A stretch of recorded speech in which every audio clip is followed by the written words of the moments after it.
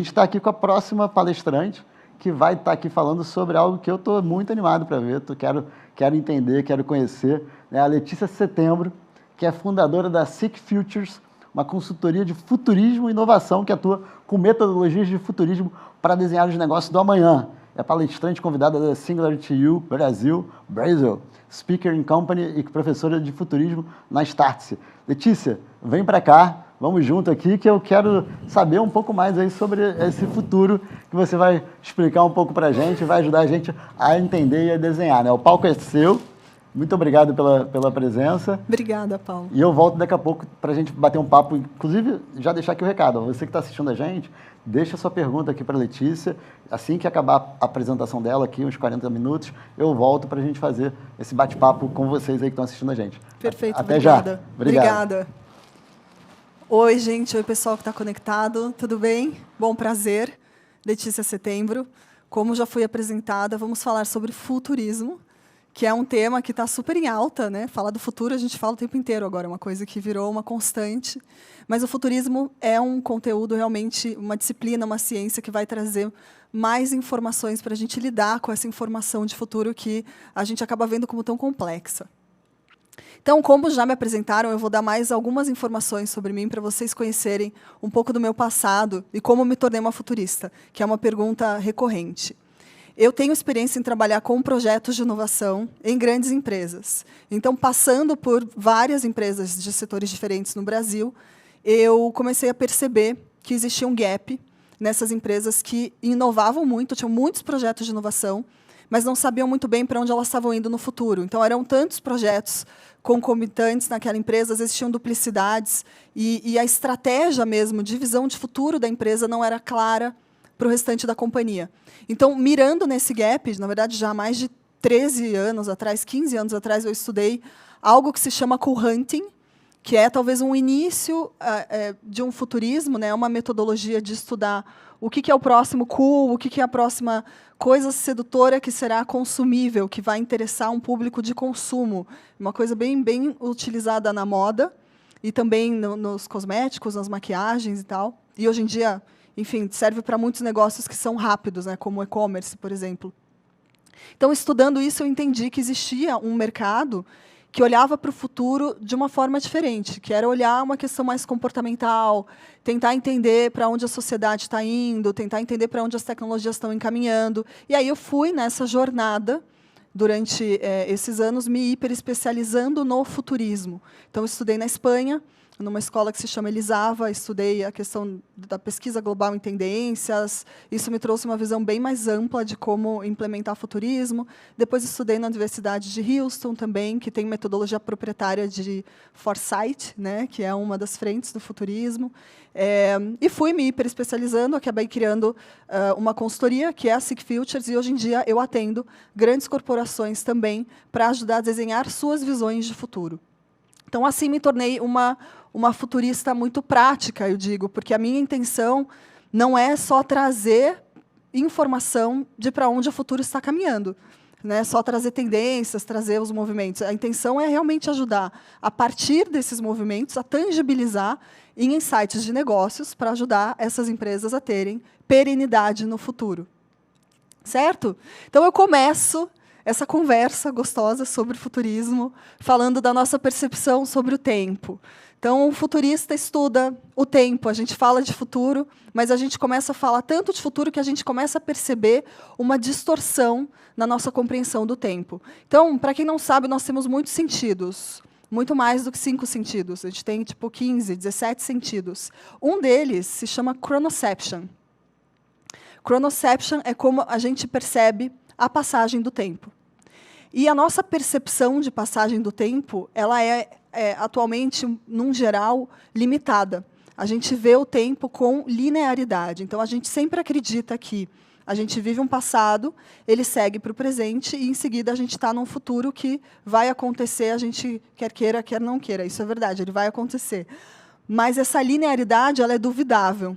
A maneira de entender como as coisas acontecem se a gente mantém nesse pensamento linear, nos tira um pouco um protagonismo, que é o seguinte: quando a gente está no momento presente, ele é o único momento possível para a gente começar a criar um futuro que ainda não existe.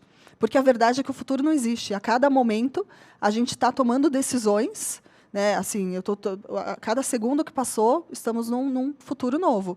E passou mais um segundo, a gente está num futuro novo. Então, esse momento presente, que é um eterno, na verdade, a eternidade, morando aqui, no agora, é o único momento em que a gente acessa uma coisa que se chama campo infinito de possibilidades de futuro.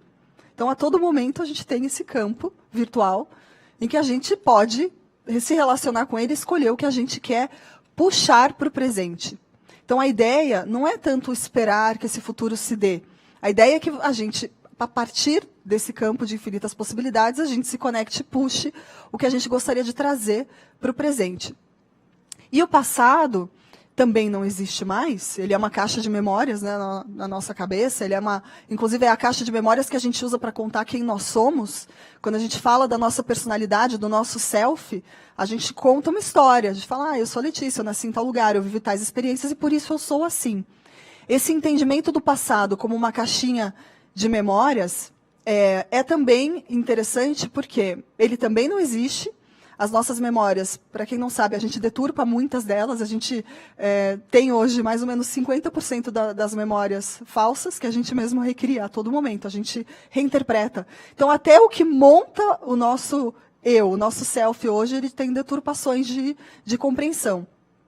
E somente no presente é que a gente sente os impactos desse passado, que também não existe mais. Então, o passado nada mais é do que como ele impacta o seu presente. E a todo momento que você ressignifica essas histórias de passado, você altera seu presente também. Então, a conclusão dessa história toda, que é meio uma loucura da nossa visão do tempo, é que somente no momento presente a gente tem acesso a alterar esse passado, uma vez que a gente reinterpreta ele e como ele ressoa no nosso presente. E isso é super importante para a futurologia, porque é super importante para a inovação também. Porque as nossas crenças de passado é que limitam muitas vezes o nosso pensamento inovador. É aquilo que a gente fala, isso não vai dar certo, eu acho que o futuro não está indo para lá, eu acho que não é urgente, eu acho que eu vou bloquear esse projeto disruptivo. Todos esses pensamentos que são mais de medo, porque o futuro ele gera medo e ansiedade, porque é algo que a gente não pode controlar e a gente também não consegue prever. Né? Nem os futuristas conseguem prever, né? Lamento, quem achou que dava para prever, não dá. Tanto por essas razões que no momento presente a gente consegue alterar esse passado, como ele ressoa no presente, o que dá uma abertura maior, um potencial maior para a gente começar a olhar para o futuro com olhos mais co-criadores. Que o futuro é sobre isso, é sobre a gente co-criar o que ele vai ser. E escolher, puxar, antecipar essa informação de futuro para o presente. Pode parecer confuso, mas o futurismo é isso. De tanto estudar o futuro, de tanto lidar com informação de futuro, o futurista ele vai percebendo que, na verdade, o importante de estudar uma informação de futuro é alterar a sua ação no presente muito mais do que alterar o futuro por si só, porque o futuro ainda vai se dar, a gente ainda vai desenhá-lo, a gente ainda vai impactá-lo, né? As coisas ainda têm muitos caminhos por aí. Mas o presente momento é quando você para co-criar esses caminhos de fato. Então, essa é uma entrada para a gente começar a conversar, para a gente nivelar como a gente olha para o futuro. E o resumo é que, no momento presente, acessamos todos os tempos. Só no momento presente a gente tem essa chance. E ele passa, e a gente tem essa chance de novo, e ele passa, e você faz novas escolhas, e assim a gente constrói o futuro. Certo? Existe um momento também que é muito legal da gente imaginar, antes de algo existir, como a gente já conhece, a gente, olhando pela visão da semiótica, né, tudo tem um símbolo. Então, a gente sabe que uma cadeira é uma cadeira, porque a gente criou esse símbolo, coletivamente criamos o símbolo de que uma cadeira é uma cadeira, e todo mundo sabe. Né? Quando me perguntam quem é você, eu falo, eu sou a Letícia, porque eu criei esse símbolo, essa narrativa de Letícia com esse nome, que é uma futurista, né? Essas nomenclaturazinhas que a gente se põe, esses selos. Mas existe um momento antes disso, que é o que é a Letícia antes de ser esse nome, antes de ser esse símbolo que a gente cria como para a sociedade, né? Antes disso eu sou, sei lá, carne, né? Osso, eu sou uma pessoa, antes disso eu sou o quê? Quando você vai voltando, antes disso eu sou energia, né? São partículas que vibram energeticamente, vão se conectando, dão a ilusão de um sólido, segundo a física quântica. E quando você vai voltando, existe um momento muito importante também para o futurismo e para a inovação, que é o momento do vir a ser. Então, na semiótica, quando você está no momento do vir a ser, é quando você ainda não deu um símbolo para as coisas. É algo que você ainda não conhece. E tudo que a gente cria para o futuro, a gente tende a replicar o que a gente já conhece. A gente tem essa tendência porque o nosso repertório está preso a tudo isso que a gente conhece. Então, esse momento do vir a ser, ele é sempre um convite para a gente lembrar que a gente não precisa sempre estar repetindo o que já existe. A gente pode entrar num mood, né, numa visão, numa perspectiva, em que a gente coloque toda uma realidade no liquidificador e fale, e se esse problema nunca tivesse sido resolvido, como eu resolveria ele? E se não existisse uma solução para isso, como eu resolveria isso? E isso é uma grande oportunidade para a inovação e para o futurismo, para a gente criar esses futuros de uma maneira que a gente não replique os problemas que a gente tem no presente. E eu sei que muita gente é muito insatisfeita com o momento presente. Né? Eu escuto gente falando que não quer ter filho mais, porque os caminhos são negativos para o futuro, as tendências são negativas para o futuro, as coisas não estão indo bem. Então, toda essa visão do futuro que é negativa, ela é uma visão vítima, né? Ela é como se fosse vítima de um futuro que vem e vai ser ruim. Mas o fato é que não somos vítimas, nós somos co-criadores justamente desse futuro que ainda não existe. Então, como é que você vai ter medo de um futuro que você mesmo vai contribuir para a criação? É uma responsabilidade compartilhada sua, do coletivo, de co-criar esse futuro. Então, vamos assimilando alguns conceitos que para o futurismo são importantes, para a gente entender o nosso protagonismo para criar esses futuros.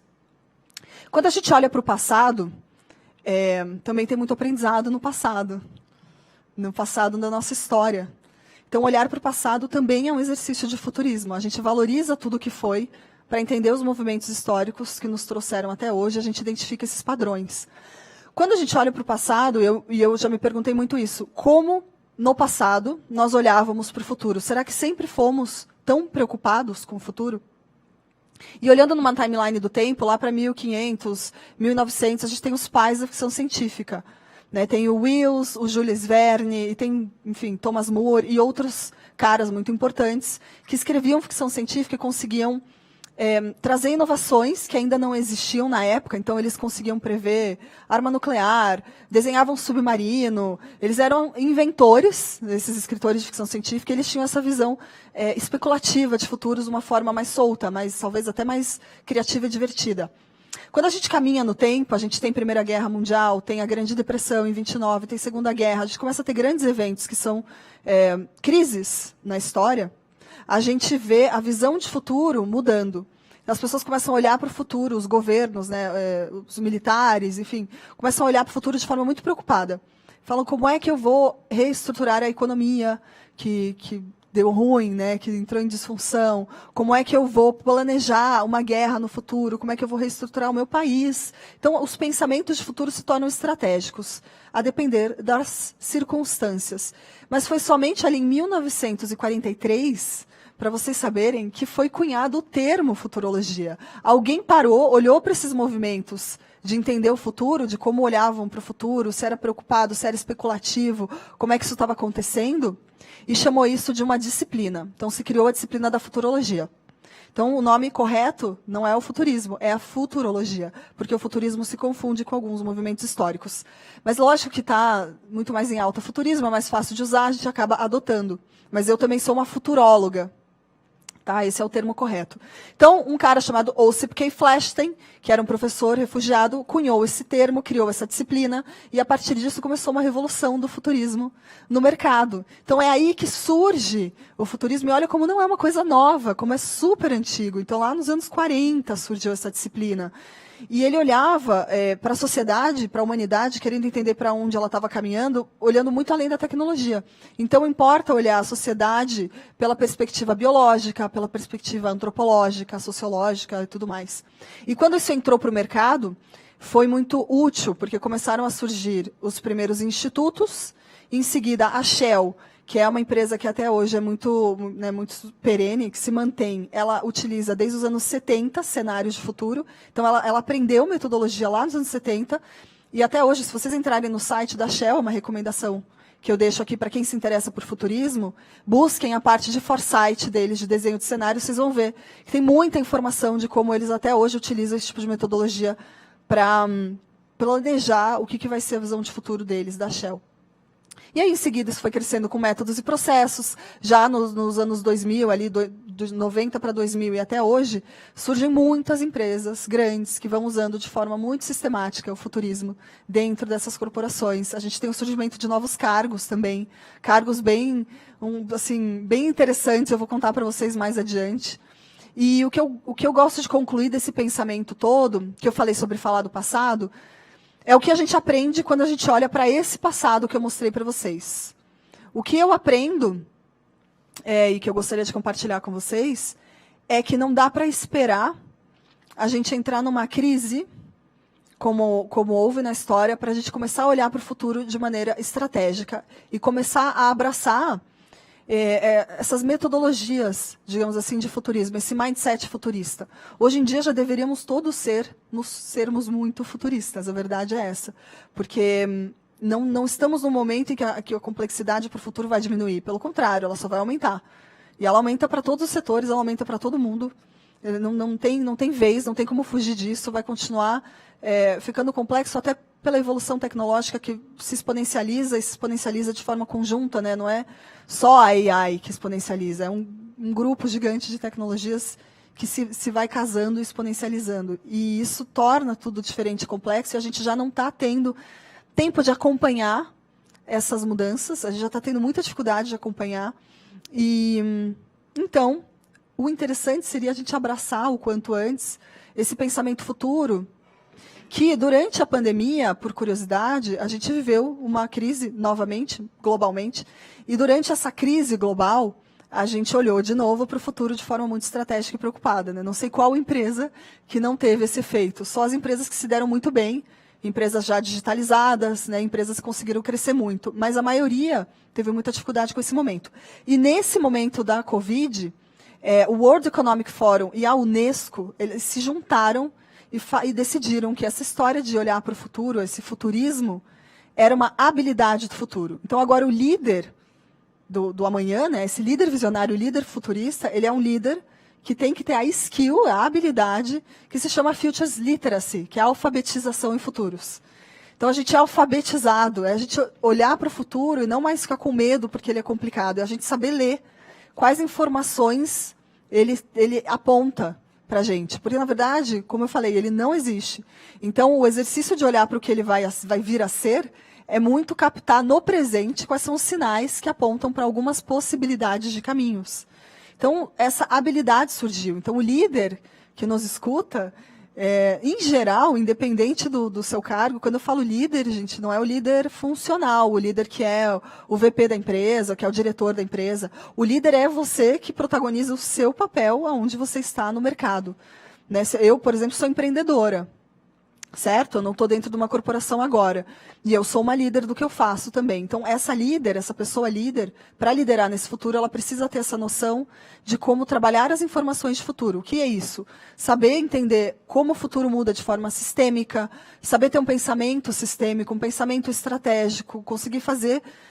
não é uma previsão, mas é realmente trabalhar com a informação de futuro a ponto de entender possibilidades de caminhos. É saber ter antecipação, é ver uma oportunidade lá no futuro, puxar ela para o presente. Então, são muitas habilidades conjuntas que esse líder passa a ter que desenvolver. E isso é algo já fundamental, que já não tem como devolver essa habilidade. Você tem que realmente abraçar e começar a desenvolvê-la. E dentro do futurismo, para vocês saberem mais sobre a base desse conceito, o que ele aponta para a gente? Qual que digamos assim, o cerne da questão, a espinha dorsal do futurismo? É quebrar pensamento linear de futuro. Por quê? Quando a gente olha para o futuro, a gente tem uma visão de continuidade, porque a gente jura que a gente controla o futuro. A gente tem uma distorção de controle constante na nossa vida individual e no coletivo. A gente fala, não, eu vou, sei lá, casada com tal idade, daí eu vou ter filho, daí eu vou comprar uma casa, daí eu vou não sei o quê. Você planeja, a gente planeja. Mas os planos, eles têm variáveis tantas, mas a gente jura que controla, né? E vai lá a vida e fala, não era nada disso, é outra coisa que vai acontecer. Né? Agora, a nível coletivo, é igual.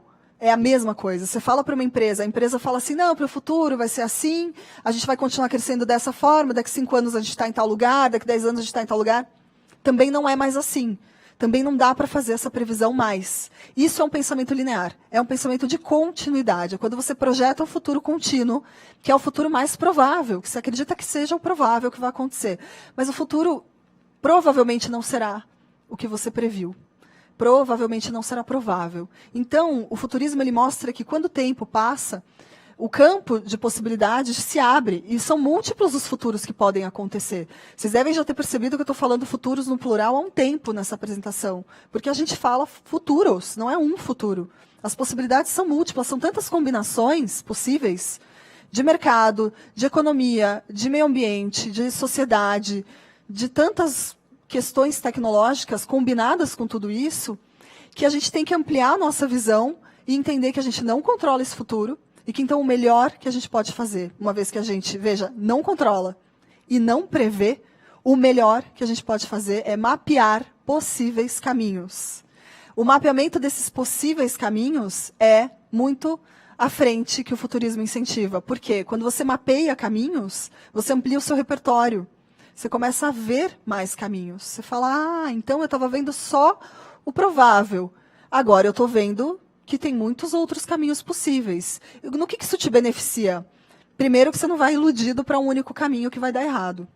Segundo, que você se prepara para várias outras possibilidades de caminho. Então, o seu negócio, se a gente estiver falando só com empresa, por exemplo, ela cria planos estratégicos. Ela vai criar um plano de ação para uma oportunidade que ela viu lá na frente, que ela pode puxar, que estava num ponto cego, ela não tinha visto. Ela pode criar um plano de contingência para um risco que ela não tinha visto também. Por quê? Por que a gente não vê risco e oportunidade? Porque a gente não faz esse exercício de probabilidades futuras.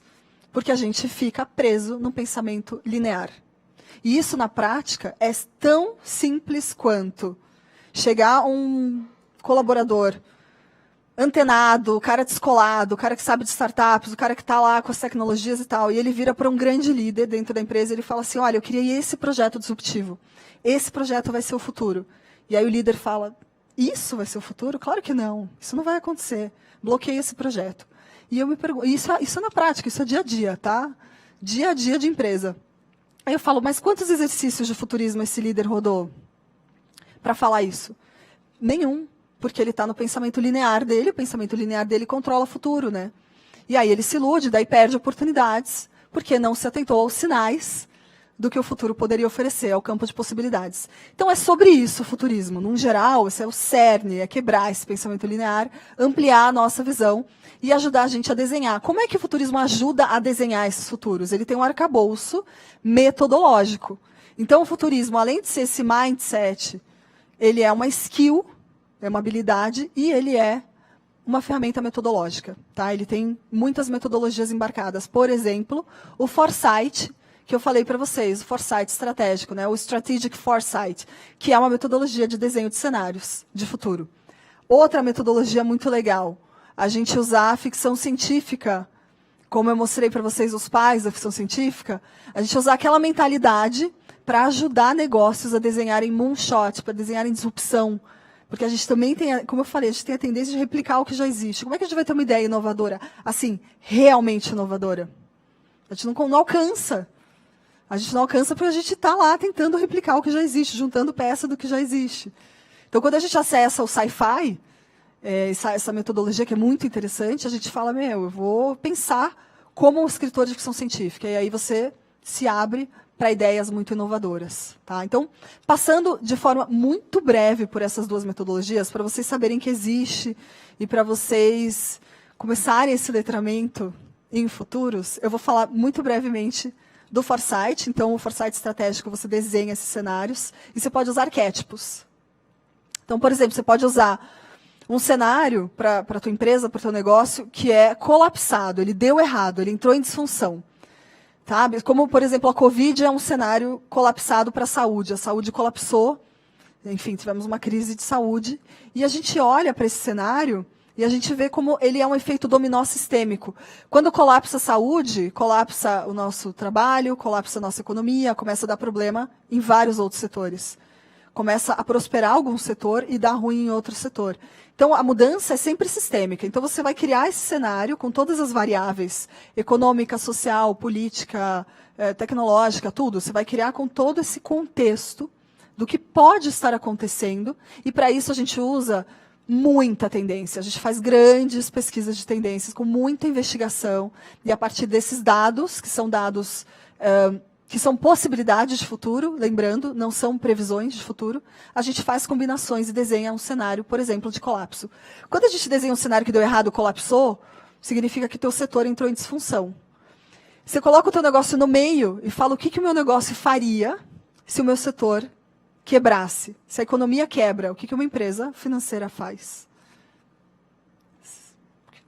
Que complicado, né? Quantas vezes a empresa para pensar nisso? Poucas vezes ou nenhuma. E isso vale para muitos setores diferentes. Tá? Então, o exercício do pre-mortem, que é o que é aquilo que te mataria, ele sai nesse tipo de cenário. Quais são as variáveis que te matam? Você precisa saber. Como é que você existe como negócio se você não sabe quais são as variáveis que te matariam?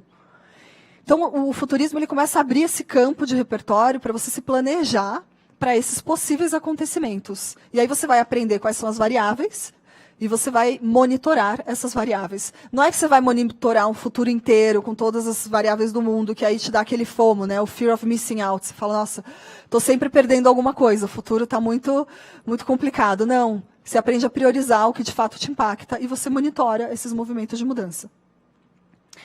Você também pode fazer o contrário. Nem tudo vai para o buraco e vai para a disfunção e vai dar errado. Você pode desenhar um cenário que é um cenário de transformação, um cenário de inovação. Se o seu setor inova demais, se as tecnologias evoluem demais, o que você, como negócio, faria?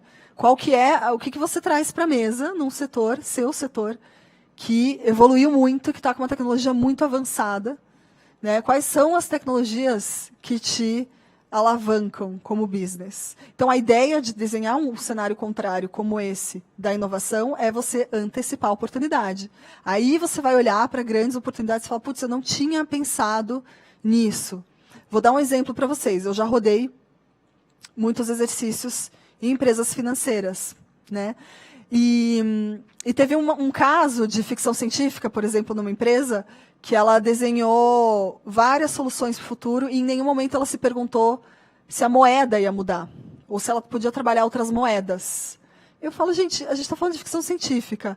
Como é que você não se pergunta se eu tenho outras moedas possíveis? Né? Como é que você não brinca com tua matéria-prima ali, com o teu core? Isso é um exemplo, tá? Que aconteceu em empresa muito inovadora, por sinal. Para vocês verem como a gente fica fechado. E em outras empresas que eu rodei, eu trouxe esse cenário de transformação e de inovação e falei o que vocês trariam de inovação hoje, né? Se vocês pudessem trazer, o que vocês trariam de novo. E em uma grande empresa de cartões, que também, vamos combinar, um setor que está sendo bem transformado. E também, se você olhar numa timeline de médio prazo, já começa a repensar cartões, modelos de como é que esses cartões vão se apresentar para o mercado. Né? Perguntei o que vocês trariam de inovação, e eles ficaram em silêncio na sala, um clima ruim. Eu falava, nossa, mas vamos conversar e tal. E um deles falou, eu acho que o nosso negócio vai morrer. Depois de muito custo, tá? Eles falaram, eu acho que o meu negócio vai morrer. Eu falei, tá, e aí vocês não falam sobre isso? Fica um silêncio, fica um baixo astral na sala, né? Porque não é da cultura da empresa falar sobre isso. Mas olha como é necessário, se eles mesmos acham que o negócio do jeito que é, tradicionalmente como é, vai morrer. E numa outra situação, com uma empresa de cartões também, eles falaram, eu falei da inovação, e eles falaram o seguinte, falaram, essa semana eu descobri uma inovação de uma empresa digital, né, tipo um banco digital muito grande, muito importante, que vai ser lançada. Então, a inovação que eu traria é pegar essa solução dessa empresa que vai lançar e colocar o nosso nome e lançar ela. Eu não estou brincando, isso foi falado em público. E eu falo, gente, cadê a inovação? Né? Copiar a inovação de outra empresa e colocar o seu nome, é isso, é o que a gente faz. A gente não consegue protagonizar. Né? Então, é um comportamento padrão em muitas empresas não conseguir ser pioneira na inovação. Ser aquela que lança. Né? E a que lança vai estar sempre sendo copiada. Por quê? Porque ela está sempre lançando coisas novas. Ela vai lançar outra, não dá tempo de se alcançar. Mas vamos combinar que não queremos ser essa empresa seguidora. Né? Queremos ser aquilo que protagoniza. Então, o futurismo ele vem ajudar nesse protagonismo. Ele vem trazer repertório ampliado para a gente começar a protagonizar esses futuros. Para a gente começar a abraçar as possibilidades que a gente não tinha visto. Então, quando a gente desenha esses cenários, por exemplo, a gente ensaia possibilidades de futuro que a gente não havia previsto. E o fato de ensaiar nos prepara. Tudo aquilo que a gente ensaia, caso de fato aconteça, a gente está muito mais preparado, né? Então tem muito a ver com isso. Ensaiar, ensaiar. Existe uma frase de uma futurista que eu gosto muito. O nome dela é Barbara Max Hubbard. E ela fala o seguinte: As we see the future, so we act. As we act, so we become. Então, traduzindo, conforme a gente vê o futuro, a gente age. E conforme a gente age, a gente se torna. O que isso quer dizer? Olha que simbólico e muito importante. A gente só cria futuro que a gente vê. Então, se a gente tem um repertório pequeno para futuro, o que é repertório? Se a gente não sabe os campos de possibilidades que cada tecnologia oferece para a gente, se a gente não sabe para que elas são utilizadas, para onde elas estão evoluindo, quais são as combinações dessas tecnologias com outras tecnologias, como isso se cruza com possíveis acontecimentos sociais, com possíveis mudanças comportamentais, como está o mercado de startups, sabe, como está caminhando a economia. O nosso repertório é o tanto de informação que a gente tem sobre o futuro. É o tanto que a gente está antenado sobre tudo que tem de sinais e tendências. Tá? Então, quanto mais fechada a nossa cabeça, o nosso campo de visão se fecha. E aí a gente cria um futuro que é previsível. E o futuro previsível, ele é um futuro igual ao passado. Vejam. Você só sai desse looping quando você amplia o seu repertório e você faz novas combinações para propor, de fato, um novo futuro. Senão a gente está constantemente replicando o passado. Entendam isso e abracem, porque repertório é chave nessa hora. Se a gente não vê, a gente não age e nem se torna algo maior. Então, o ato de ampliação de repertório é para isso, e para isso que o futurismo vem também. Todos os exercícios que a gente traz de design fiction, que é o de ficção científica, ou o desenho de cenários, ou qualquer outra ferramenta que eu utilize, Futures Will, e tem inúmeras outras, são também para ampliação de repertório dos grupos que estão trabalhando para desenhar esses futuros. E esses exercícios são sempre com grupos de líderes de grandes empresas. E esses líderes, muitas vezes, estão fora do circuito, não sabem o que está acontecendo. Né? Ou são descrentes de que o futuro vai mudar. E isso atrapalha muito numa cocriação de um futuro novo. Tá? Uma outra coisa importante da gente abraçar aqui no futurismo, para vocês saberem, eu falei aqui muitas vezes que as tendências não são pré-determinadas para um futuro, né? Não garantem que um futuro vá acontecer do jeito que a tendência está dizendo. Quando a gente para pesquisar, joga lá no Google, joga essas informações do tipo, a inteligência artificial vai roubar o meu trabalho no futuro, o robô vai roubar as vagas de trabalho, a gente vai ficar desempregado. Joga essa informação lá e observe que você vai achar boas fontes. Por exemplo, você vai achar um artigo da Forbes, você vai achar um artigo do MIT, de Stanford, você vai achar pesquisas importantes com informações contrárias, completamente contrárias. Você vai achar um falando que sim, os robôs vão roubar 50% do nosso emprego no futuro, e você vai achar um outro artigo falando que não tem problema, que esses empregos vão se refazer e que a gente não vai ficar desempregado. E essa dinâmica do futuro ser ambíguo é para a maioria das tendências. É super interessante olhar isso, porque você começa a entender, isso como pesquisador, é um aprendizado, você começa a entender que realmente a tendência não é determinística, e ela não prevê nada. Ela só te aponta um campo de possibilidades. Agora, o que muda para uma possibilidade ou outra de fato acontecer? A sua ação no presente. Então, a gente, como coletivo, como sociedade, conforme a gente age no presente, as escolhas que a gente tomar juntos é que vão encaminhar essas tendências para um lado ou para o outro. Né? Se a gente usa essa inteligência artificial de uma forma, de fato, inteligente, otimizada, e a gente consegue se atualizar para criar novos cargos que consigam trabalhar de forma colaborativa com essa inteligência, a gente aumenta a quantidade de empregos, né? Ou a gente mantém, ou a gente, enfim. Se a gente não faz esse trabalho, de fato, parte fica desatualizado.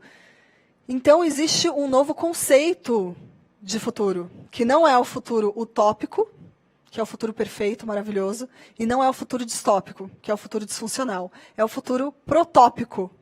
Ele é um futuro em constante protopia. Esse conceito da protopia nos ensina que, na verdade, o futuro que vai se criar, ele tem muito mais a ver com como a gente prototipa ele no presente a todo momento. A gente está a todo momento criando esse futuro. Todo momento. Isso é uma consciência importante. Por quê? Quando a gente fala que a gente tem medo do futuro, isso é comum, se perguntem por que a gente tem medo de futuro. Porque o presente que a gente vive hoje não foi bem planejado no passado. Algum grupo coletivo de pessoas que a gente conhece, nossos ancestrais e todas essas gerações, criaram esse momento presente, sem ter muito conhecimento sobre impacto. Então, usa todos os recursos, destrói o meio ambiente, enfim, gera desigualdade, gera pobreza, gera um monte de coisas que a gente vive hoje, por não pensar no impacto daquilo que está gerando, por não pensar de forma coletiva. A partir do momento que, no presente, a gente acessa conhecimentos como o de futurismo, a gente começa a entender que tudo que a gente cria tem impacto, que tudo que a gente cria, e a ESG também traz essa consciência, claro, que tudo que a gente cria tem impacto sistêmico, né, que muda de forma sistêmica o futuro. A gente começa a entender que a gente é protagonista na criação do futuro. A gente não é que a gente senta e espera ele acontecer. A gente, de fato, cocria ele, a gente protagoniza isso. Essas consciências deveriam tirar da gente o medo de um futuro que virá.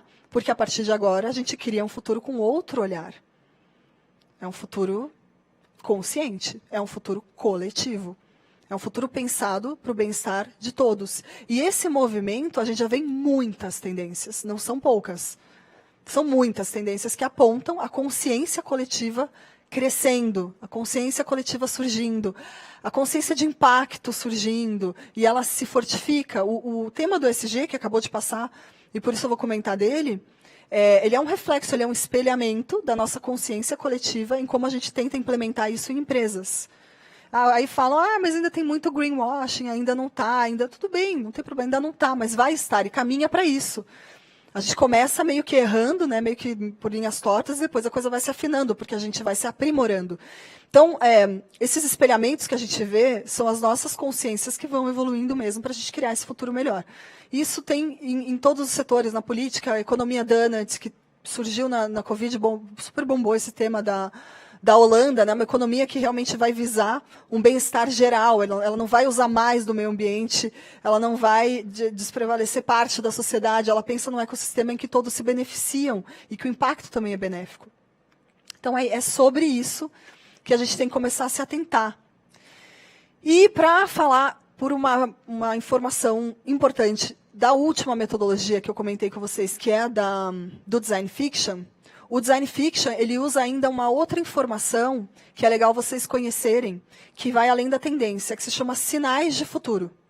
Quando a gente olha o futuro, a gente vê as tendências com várias nomenclaturas. Tem a macro tendência, tem a mega, tem a tendência global, tem a micro, tem a moda, né, a Fed. Então, elas têm tamanhos e elas têm impactos diferentes. Tá? Elas têm maneiras de se movimentar no tempo diferentes também. Só para vocês entenderem a complexidade desse olhar de futuro, como não é tudo uma informação só, né? Tem camadas. Dentro dessas camadas, existe uma que se chama Weak Signals, ou sinais de futuro. E os sinais de futuro são muito legais, porque são coisas muito difíceis de encontrar. Uma informação, ela é muito fresca, ela é pequena, ela é algo que ainda não se tornou uma tendência. Ela pode vir a ser uma tendência, ela pode se massificar, mas ainda não se massificou. E para achar um sinal fraco, ele contém muita informação de possibilidade de futuro disruptivo. É aí que está a disrupção. É você olhar e falar, putz, mas isso é um não óbvio, isso aqui eu não vejo normalmente, não vejo comumente. O que isso me aponta de uma possibilidade de futuro que eu não tinha imaginado ainda? Então, um Weak Signal, por exemplo, quando a gente fala, tem um Weak Signal que diz... É um case, tá? Eu vou trazer um case real de mercado que está acontecendo em algum lugar do mundo, tipo nos Estados Unidos, que estão construindo um resort na órbita da Terra, que vai ficar pronto até 2027. Isso é um weak signal. Por quê? Se você junta o resort na órbita da Terra com a internet que vai estar disponível também na órbita da Terra em 2030, você fala, putz, então tem um mercado aí na órbita, né? Está tendo um mercado espacial. Será que o luxo do futuro vai ser visitar esse resort? Será que vai ser ir para o espaço? Já temos turismo para o espaço com a Virgin e com outras empresas. Então, você começa a especular Isso é especulação. Você começa a especular futuros mais malucos. Por quê? Esses weak signals parecem coisa de ficção científica. E aí você abraça o teu escritor de ficção científica interno e deixa ele ter as ideias malucas. E são vários sinais que a gente encontra muito legais que apontam possibilidades. Então, tem um outro muito legal, que é o da imortalidade. Imortalidade, por exemplo, um case real de muitos executivos, pessoas muito grandes, que investem bastante dinheiro em congelar os seus corpos em nitrogênio líquido. Tipo, uma startup que congela corpos em nitrogênio líquido. Então, quando a pessoa morrer, essa startup vai recolher ela, vai congelar ela lá, enfim. Não sei qual é a metodologia que vai ser utilizada, tá? Mas o fato é que tem dinheiro envolvido. E se tem dinheiro envolvido, já é um business, já é mercado, já está rodando. Esse sinal fraco é muito louco, porque você fala, nossa, imortalidade, coisa esquisita. Mas a gente começa a ver, com a AI agora, a gente usando atores que já morreram na propaganda de carro, né? A gente usando a voz da nossa avó que já morreu na Alexa. Você fala, caramba, então a imortalidade de fato está se tornando uma tendência. Você começa a perceber. Né? E parece coisa de ficção científica, né? Pô, por que a gente faria isso? Faz, já está dando greve lá com os atores, né? Como assim? Vocês querem aqui vitalício a minha imagem para digitalizar e para eu ser um AI? Então, assim, já está se tornando real. E isso era um sinal há pouco tempo atrás. E ele já está ampliando essa brincadeira da imortalidade, já está começando a ser trabalhada de outras formas. Isso são sinais fracos. E tem inúmeros outros para todos os setores disponíveis, existe. E ele amplia o nosso repertório para o louco, para aquilo que a gente fala, nossa, se eu tivesse ideia, todo mundo vai falar que eu sou louco. E o interessante é que quando você faz isso, você descobre que essa ideia já existe. Você joga lá no Google tua ideia, maravilhosa, eu tive uma ideia incrível.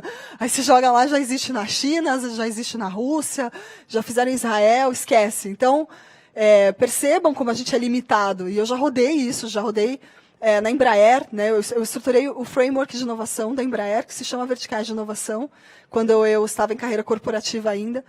E é o framework que eles usam atualmente. Nessa jornada desse framework, a gente trouxe a ficção científica para rodar um exercício.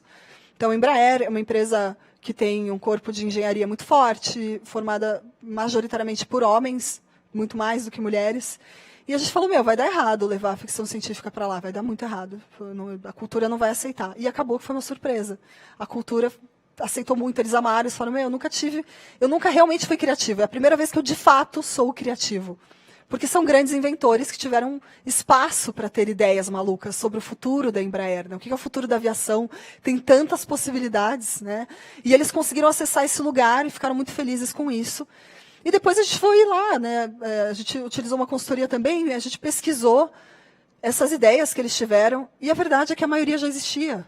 Em algum lugar do mundo já tinha alguém fazendo. Então a gente não, sabe, a gente tem que parar de ter medo de ter ideia para o futuro, para criar futuros que sejam realmente novos, né? Então o design especulativo, que é parte da metodologia de futurismo, ele convida a gente para esse lugar, ele convida para o louco, para o absurdo, para você imaginar aquilo que é muito diferente, para você poder sair um pouco dessa realidade e ir para um lugar que seja mais próspero mesmo. E aí, para fechar, gente, existe uma pessoa, um homem, uma mulher que está sentando na cadeira de futurismo dentro de empresas hoje. Então, isso é o surgimento desse novo cargo. O novo cargo que surge, ele se chama CFO. Então, nós estamos aqui nesse evento financeiro para contar que o CFO foi emprestado e virou um Chief Futurist Officer.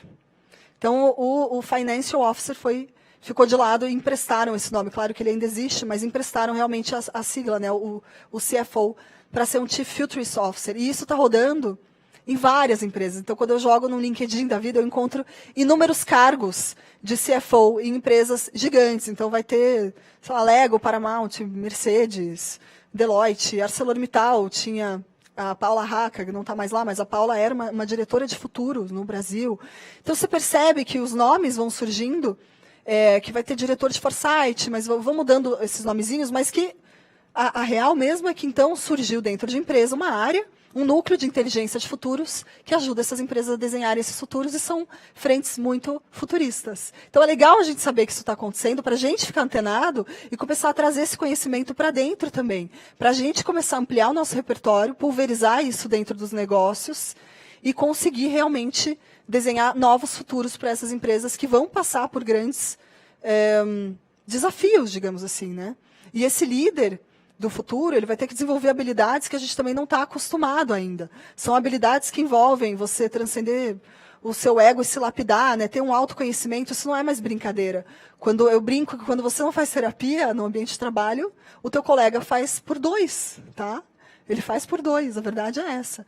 Então, essa coisa do autoconhecimento é justamente para você trabalhar com uma coisa que acabou de ser citada aqui, a diversidade.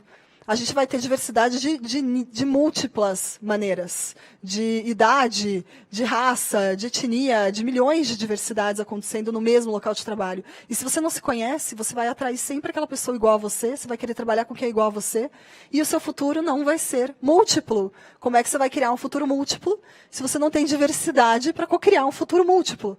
Não faz nem sentido. Então, o futurismo, ele abraça, ele defende que você tem que ter muito bem desenvolvida essa habilidade. E eu poderia contar várias outras habilidades, mas não temos mais tempo juntos. Mas o meu convite aqui é realmente para que líderes presentes, né, que estejam escutando, entendam esse movimento do futurismo sobre todas as perspectivas que eu trouxe. Então, entendam como um mindset necessário para negócios, para você conseguir desenhar futuros melhores. Entendam como uma habilidade que você tem que desenvolver e seu time tem que desenvolver. E entendam como um pool de ferramentas que você pode abraçar. Tudo isso, quando pulverizado dentro de uma empresa, cria uma nova cultura, que é uma cultura antecipatória, uma cultura que já está alfabetizada em futuros e cria um motor de desenhar futuros e está sempre future ready.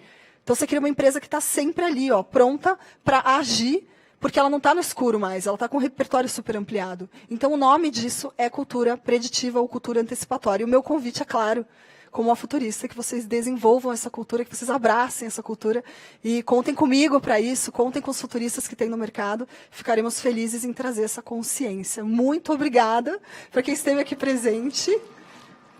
Obrigada, Paulo. Obrigado, Letícia. Na verdade, a gente tem mais tempo ainda com a Letícia, mas agora é para interação com vocês. A Letícia é tão futurista que a gente começou em agosto e ela já está em setembro, né? Você viu? Já eu estou sempre no futuro. No né? ano que vem eu vou estar em setembro do outro ano já. Assim eu vou. Exatamente. Assim né? eu sigo. Gente, primeira pergunta aqui é vislumbrar um futuro competitivo entre o mercado de ontem e de hoje. Como fazer isso? E eu acho que eu vou complementar essa pergunta, até acho que tem a ver com isso. Você falou aqui de muitas técnicas muito bacanas de futurologia, de futurismo, né, que você desenvolveu estudando. Mas como é que a pessoa que não tem, primeiro não consegue te contratar, ou não tem uma capacidade de desenvolver, ter um CFO de futurismo dentro da sua empresa? É possível fazer isso de forma mais simples? Claro que quando ela quer fazer algo muito disruptivo ou muito grande, é bom ter, mas empresas menores, pessoas que estão empreendendo, como fazer isso, né? Como ter essa visão de futuro de forma mais orgânica? É sempre possível.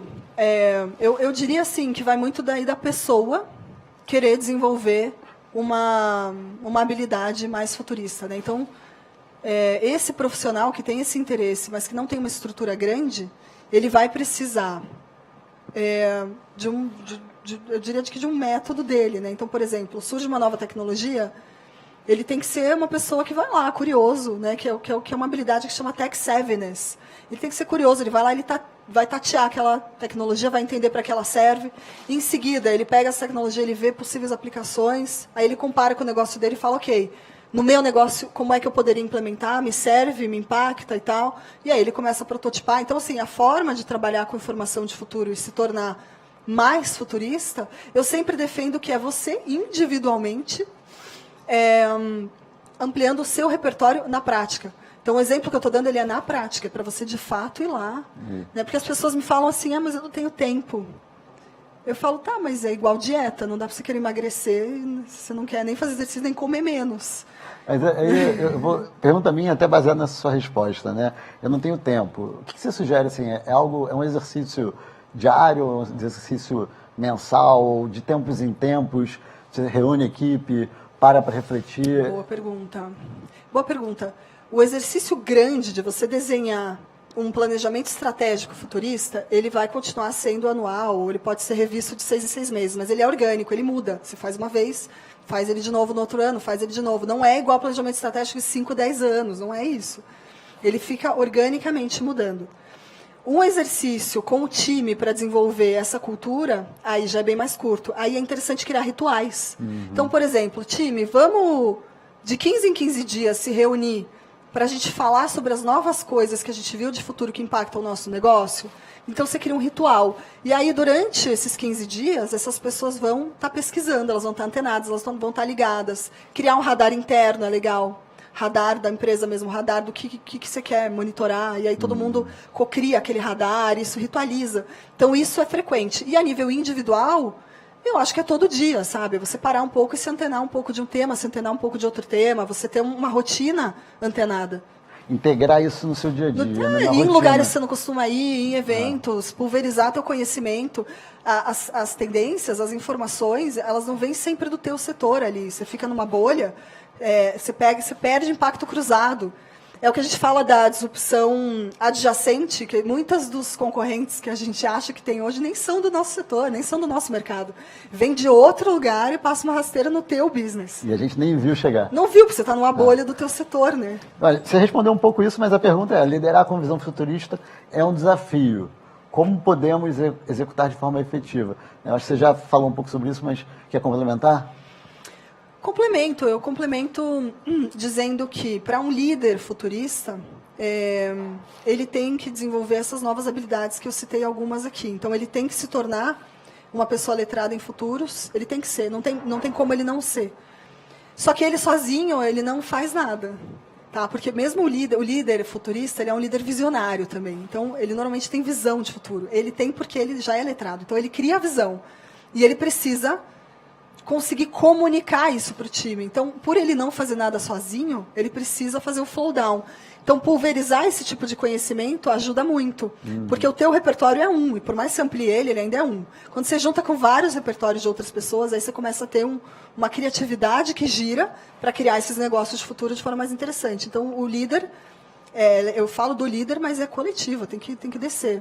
Quando eu estava assistindo aqui a sua palestra, eu fiquei pensando muito na palestra de ontem do Jorge Forbes, né? Que uma das coisas que eu fico imaginando, quando você tem toda essa informação, todos esses cenários, faz esse exercício, deve bater uma certa ansiedade também, né? Do que eu faço com tudo isso? Porque se você levar tudo em consideração, você pira. Se você também não levar nada, você fica parado no... Acho que até sugestão aqui para o Leonardo, para o Abraão, no ano que vem, num evento como esse, reunir 2 pessoas para trocar essas ideias, que seria muito legal. Um painel. Mas o que você vê, assim, como trabalhar essas informações? Poxa, fiz o exercício, criei essa cultura, tenho agora isso tudo implementado, mas tá bom, e aí, o que eu faço com isso? Fiz um cenário que é catastrófico ou muito bom, como é que eu lido com esses cenários não distópicos, né, que você falou que não é esse cenário que a gente deve trabalhar, protópico, né? Mas como é que eu lido com isso? Vou responder uma parte do que você falou primeiro. Eu acho que eu sou futurista, gente, porque eu lidava mal com o futuro também, tá? A gente fala, o trabalho cura a gente, né? Então, eu lidar melhor com o futuro, trabalhar ansiedade para o futuro, eu acho que o futurismo ele trabalha muito isso, porque ele te ensina que, na verdade, esse futuro, você não tem por que se preocupar com ele de verdade no momento, porque ele não existe, mas você tem por que cocriar ele. E a partir do momento que você cocria, você se empodera. E a partir do momento que você mapeia e faz esse cenário, você aumenta seu repertório, as variáveis do que pode te impactar começam a entrar no seu campo de visão. Então, você não tem mais a ansiedade que você tinha, porque o futuro ele não é mais complexo para você, ele está sistematizado, eu diria, ele está organizado, sabe? Você clusterizou ele, você deu uma mapeada nele de alguma forma. Então, é o contrário, ele te tira a ansiedade, ele te beneficia até com uma certa calma estratégica. Você fala, não, eu já sei como lidar com esse futuro por um tempo e eu vou continuar me atualizando, e aí você vai continuar monitorando para você continuar tendo essa sensação de que você pode lidar com esse futuro. É um planejamento, uma forma de se planejar para o imprevisível. Mas ainda assim, é se planejar para o imprevisível, que é o máximo que a gente pode fazer, né? E o que esperar da futurologia a curto prazo? O que esperar da futurologia como ciência? Sim, sim. Eu não sei se eu entendi, essa pergunta é ambígua, né? Futurologia a curto prazo. Eu acho que você pode responder tanto do ponto de vista da ciência da futurologia, como também do que ela pode trazer, sem olhar para uma dimensão de 100 anos, mas Perfeito. sim, olha, as disrupções ou as mudanças que vão acontecer daqui a pouco, né? Olha, Você citou uma coisa aqui no fim da sua última pergunta também, que para mim casa com isso aqui. Quando a gente roda esses grandes exercícios, a gente levanta muita informação, o impacto disso tudo é no momento presente. Então, a gente vai pegar essas oportunidades que a gente encontrou, vai pegar os riscos que a gente encontrou e a gente vai acomodá-los no presente para ver o que a gente pode melhorar no que a gente já faz hoje. Então, isso traz cruzamento com o planejamento estratégico atual, com a área de risco usa muito. Entender o que a gente tem que mudar no que a gente faz hoje para ver se de fato está alinhado com os caminhos de futuro. Isso é uma coisa que você já faz direto no presente, na hora, você já faz esse download. E a outra é começar a prototipar esses futuros hoje. Então, por exemplo, se eu sou uma empresa de bebidas e eu quero fazer delivery, se eu sei que o futuro vai ser delivery por drone, mas não é no presente, você concorda? Você não está vendo aí fora um monte de delivery por drone. E você começa a prototipar esse delivery com drone, você está atuando com essa informação de futuro no presente. Porque você tem que estar preparado para quando isso seja possível, quando o controle do espaço aéreo esteja ok, a inteligência artificial já mapeou tudo, né, esse drone ele é autônomo, enfim, tudo mais. Quando a tecnologia estiver ok, quando a regulamentação permitir, quando tudo isso acontecer, você tem que estar com o teu drone assim, ó, agora, vai. Isso é um preparo no presente para um futuro. Por quê? Todos os movimentos de futuro que a gente encontrar se conectam ao presente, sempre. Então, não é descasado, entendeu? As pessoas às vezes acham isso. Ah, mas está muito longe.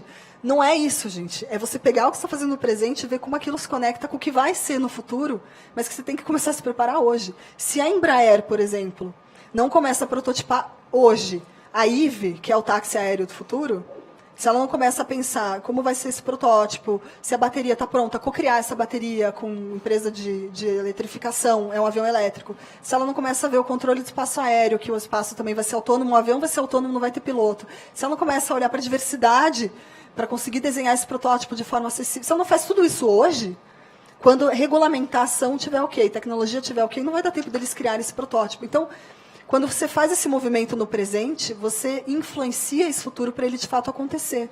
Porque a regulamentação vai se adaptar ao seu pedido também, porque isso é um grupo, né? São várias empresas que até se agrupam, existia a Uber, a Elevate e tal. Eu estou dando exemplos para a gente tangibilizar o que é trabalhar o futuro no presente. E é no presente que você começa a prototipar essas oportunidades. Então é sempre isso, é sempre puxar para o momento presente mesmo, a ação. E como trabalhar o coletivismo dentro da futurologia? Eu vou juntar também aqui na pergunta, como a gente falou muito da inovação, da tecnologia, mas também da percepção do cliente, né, do consumidor. Como antecipar também as demandas do consumidor na futurologia? As demandas do consumidor na futurologia têm caminhos. A gente pode olhar as gerações e como elas estão mudando, e a gente consegue jogar num cenário para ver que tipo de tecnologia elas vão estar interagindo, como que elas vão ter mudado de comportamento, isso é uma coisa. Eu usaria metodologias menos futuristas, para ser bem sincera, para olhar comportamento. Eu voltaria lá para o Cool Hunting, eu desceria a régua de tempo, porque o futurismo ele vai lá para 10, 15 anos. Né? E tem persona do futuro, metodologias muito legais para você espelhar o que essa pessoa vai viver até lá para se tornar quem ela será. Você faz um desenho de história, é muito legal, para frente, né? Uma perspectiva para frente. Isso é a persona do futuro. Então, isso são formas. Mas a gente tem usado a visão de consumidor também para médio e curto prazo, com mais agilidade. Então, eu manteria, tipo, com o hunting, usaria metodologias mais de forecasting, coisas mais curtas para a gente trabalhar isso. E o coletivo é muito importante, aí entrando em outra esfera, porque a gente está cada vez mais com essa consciência desse impacto que é social, ambiental e tudo mais. Se a gente não junta pessoas muito diversas para co-criarem esses futuros ficam faltando diversidade mesmo. Então, a criação, até dentro de empresa, os times que trabalham têm que ser totalmente multidisciplinares sempre para criar uma visão de futuro mais coletiva, que realmente beneficie o todo. E esse trabalho da futurologia do cotidiano de uma empresa, ele também envolve stakeholders? Você deve trazer também para a mesa? Envolve, pode envolver. Ele tem N modelos, mas é muito legal rodar esses exercícios com as lideranças e, de repente, isso que você falou, e quem está no front com o cliente? Puxa também para o exercício, sabe? Realmente multivisões dentro. Todo mundo tira o chapéu de cargo, tá? É uma coisa que vira horizontal na dinâmica. e puxar especialistas do mercado. Por que a gente não traz um mega especialista em AI para dentro dessa discussão? Vai enriquecer. Então, trazer especialistas e trazer, de repente, até o cliente para co-criar, que é um stakeholder-chave.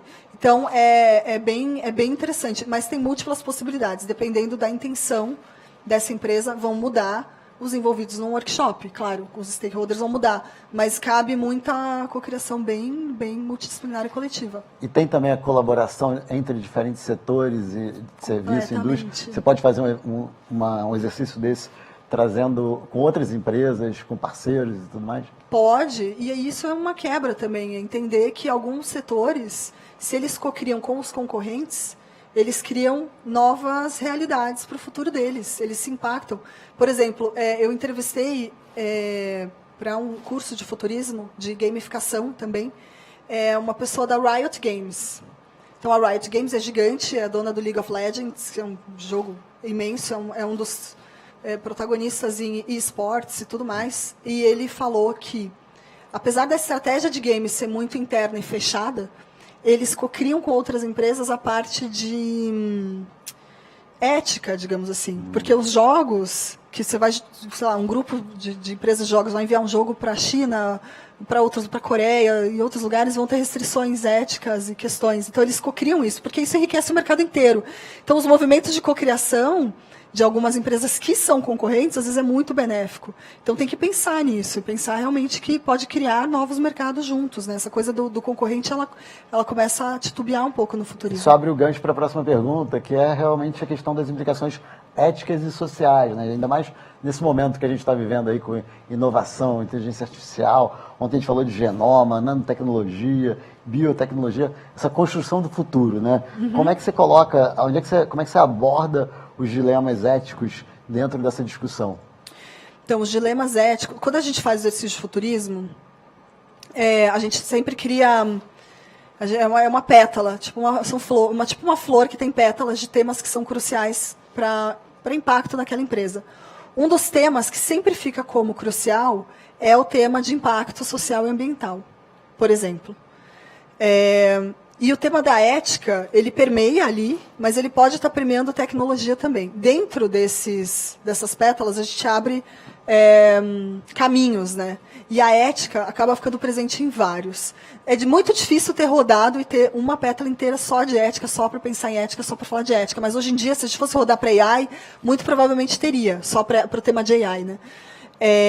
E aí, o que a gente faz? A gente especula para onde essa ética vai caminhar. Então, como ela está no presente, para onde ela deveria caminhar, para ela ser benéfica para o todo, mas para onde de fato ela está caminhando, porque tem que ter um realismo, um pé no chão. Tipo, não, isso aqui está indo para o caminho errado, isso aqui a gente vê tendências que não estão boas e tal. Para você se preparar para o que está dando errado, você se prevenir, criar o seu plano de contingência para você não dar errado, você vê a tendência que aquilo não está bom, e para você começar a dar shape, porque hoje em dia, não importa o tamanho da empresa, você disrupta um mercado sendo uma startup, certo? E até, você pode até influenciar, como você mencionou, no caso da Embraer, até na regulação, né? Para ajudar, para evitar que se desvie dos padrões éticos. Completamente. Essa coisa do porte, o Embraer é gigante. Você fala, é claro que a Embraer vai mudar a regulamentação, mas não é só isso, porque a gente vê, é o que eu estou dizendo do exemplo, uma startup ela muda o mercado inteiro se ela chega com uma coisa disruptiva. E ela pode propor novas éticas disruptivas também. Então, a ideia é cocriar o que seria a melhor ética e começar a influenciar esse movimento. E isso é muito bom, porque na questão ética tem tantas possibilidades que desenhar cenários éticos seria muito interessante. Legal. Seria também, né, um exercício super de rico. Super rico. Letícia, nosso tempo o papo aqui está ótimo.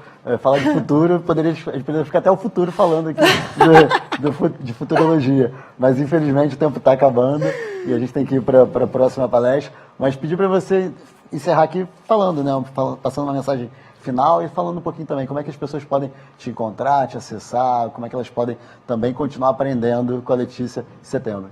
Obrigada, eu amei estar aqui, obrigada a todos que estiveram aí presentes, assistindo virtualmente. Minha mensagem final é: não tenham medo do futuro, cocriem esse futuro, né, para que ele seja muito melhor do que o que a gente tem no presente. Não faz nenhum sentido a gente olhar para o futuro com maus olhos, né? Faz muito sentido, sim, a gente protagonizar, se colocar num lugar de responsabilidade, porque somos todos corresponsáveis por esse futuro. Então, eu trago, claro, o futurismo como uma das formas de fazer isso acontecer, e as formas de me encontrar são Instagram, Letícia Setembro, só tem eu nesse mês, tá? Não se preocupem. LinkedIn também, Letícia Setembro, ou na minha empresa que se chama Seek Futures, né, que é buscando esse futuro. E eu fico sempre à disposição, eu passo informações de como estudar esse tema, sou super acessível. Eu sei que é um tema que é muito fragmentado o conhecimento sobre ele, então eu realmente posso ajudar a dar umas dicas de como aprender mais. E estamos juntos, me acessem. Obrigada pelo convite. Obrigado, é um prazer. O prazer foi meu.